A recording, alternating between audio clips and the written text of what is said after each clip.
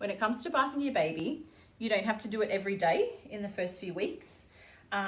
Just every second or third day is good because your baby gets really cold. They're not very good at maintaining their body temperature.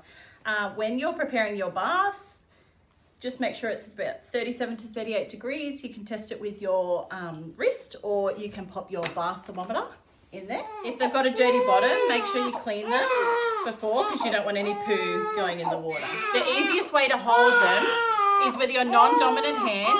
Pop your wrist underneath and loop your fingers around, and you've got your hand free. Pop in the water nicely.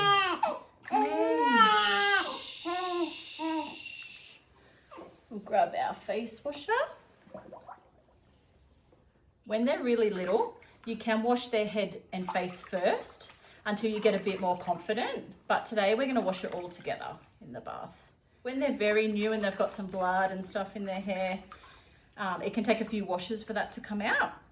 When you wash their face and their eyes, just grab the wipe and pop it around one section of your finger and go from inside to outside. Then change spots when you do another wipe, just in case there's a little infection in there. You don't want to spread it around.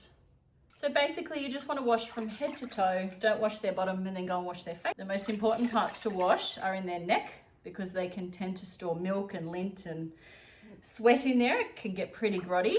And then you just want to go and go under their arms, work your way down. It's always important to have all your things ready to go as well, because you don't want to be fumbling around in the middle of a bath trying to look for this or that. Baths don't have to take a long time.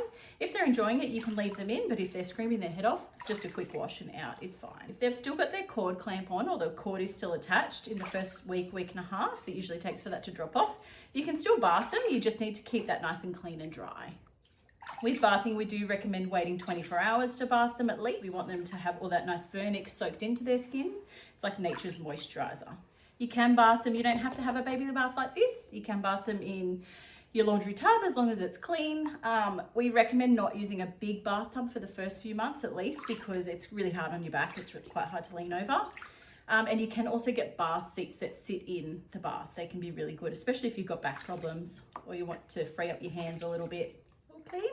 Okay, to get them out, you just hold their legs, give them a little shake. They're not going to like this. Over to the towel. They're not going to like getting out of the bath. So wrap them straight up. Hi. And just dry them nice and quick. Dry their head first, because they do tend to get quite cold. Make sure you dry in all their nice crevices. They've got lots of creases and crevices there. Lift their arms up to get in there, in their neck. If their cord clamp is still on and their cord's still attached, all you have to do is pat dry around the area. If you're finding it difficult to reach right in there, you can get some little cotton tips, but just patting dry is normally enough.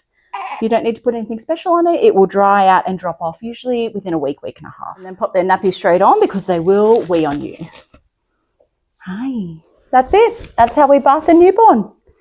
Follow us for more tips, tricks and midwife advice. Like and subscribe for real talk, real support from real midwives.